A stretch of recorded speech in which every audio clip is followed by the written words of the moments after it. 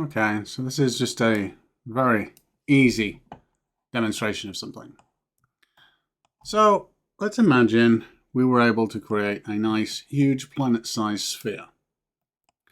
And we were able to do the same for a flat surface, which is the beautiful, amazing flat Earth.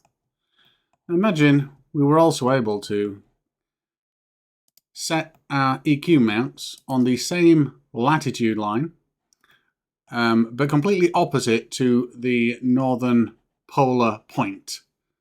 So longitudinally, we are polar opposites, but on the same latitude, so the same distance away from the pole. We're able to do the same on a flat surface as well. We don't actually need land masses or anything.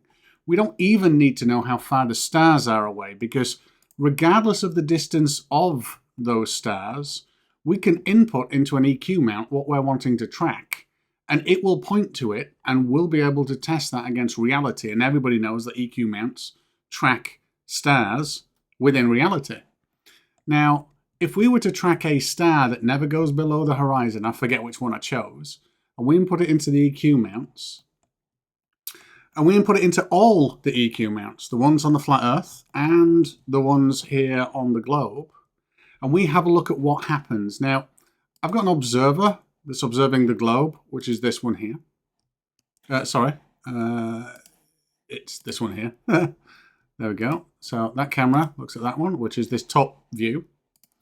And then I've got a camera here on the flat that observes this one, which is this bottom view. Now what we can see is, if I just move these out of the way so they're not distracting us, we can see that the motion of the EQ mount is perfect on both. It does exactly the same thing on the same latitude, longitude. That's what we'd expect it to be looking at the same star. Awesome. Now, if we have a look at what both of these do via the directions of these lines, we can see something a little bit special here. We can see that when a planet rotates, they stay the same. And on a flat Earth, it looks like disco lights. So we can see on one side, we've got parallel points to a very distant star, whereas on a flat Earth, using exactly the same motion on these EQ mounts, we've got disco lights. Now, it doesn't matter how far away the star is, because unless you are completely boz-eyed, these are not going to be looking at the same thing. And that is quite some, we'll call it ocularly challenged, because that's almost 90 degrees off. Whereas the same point on a globe shows us looking in the same direction. I'd love a flat earther to attempt to actually explain this, because I need a laugh.